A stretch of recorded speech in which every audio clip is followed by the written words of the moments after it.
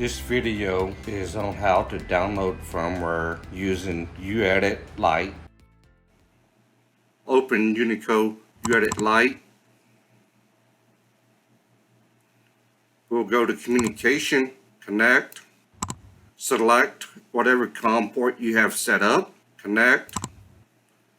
I know I'm connected now to the Unico USB to RS422 box. It does not mean I'm connected to the drive. So I want to verify that I'm connected to the VFD. I could do a device inquiry. Go. So I am talking to the drive also now. Close this. Now, there's two ways to upload the firmware. So first of all, we're going to do advanced download firmware. This is what I prefer nowadays. It's simple, but if you crash, then you have to go to download firmware. So I'll go to advanced download. Device 1 is selected. Next, it's ready.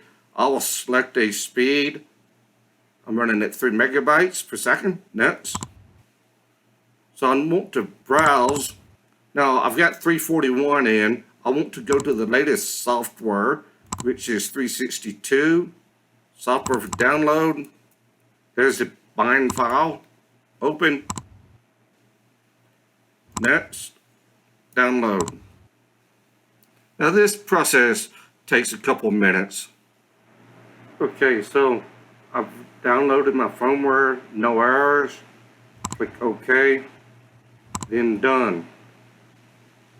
Now if you have an error for some reason, you cannot do the advanced download again. You'll have to go back and do download firmware. So this is a X27. Next. Then you follow this procedure, turn off power. Next. It shows you to use a boot jumper. I use an alligator clip. Works really great. Next. Always plug in to the console port. Next. It says turn power back on. Next. Normally, if I'm running this, I run 1 megabytes per second. Next. Again, select your software. Next. And follow their instructions. Okay, so I was successful, so I don't want to climb out of my truck and walk over to the keypad because it's raining outside or whatever. So now I could just open up the keypad emulator. And you notice the screen is flashing. Normally we get a non-valid memory fault. This is normal when you change software. So what I want to do is go to the setup menu, archive, and default my settings. Enter, enter, number 6, enter, number 3, enter, enter to default, enter to reset. Okay, anytime you do this, the process is going to reset. You will lose communication. Click OK. Give it about a minute. Okay, so now I'm monitoring the fault is cleared, and the drives, of course, I have to set up. So there's two things I could do. I could load archive, or I could set it up by hand. Most of the time, I prefer setting it up back by hand in case there's an error in the archive. So I'll go to File, Open Project, Open, go to Menus,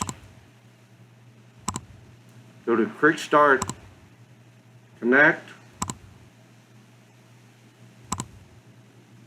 So it's easier to use the menu through UEdit instead of the keypad. You notice we have no values in here. So I want to go to my archive I just took. I should be able to go to Menus, Dictionary, Quick Start, okay. From this, I can set up all my values I need. So that is the basic way of downloading firmware. Thank you for your time and your attention. For more information on this topic, please go to www.unicous.com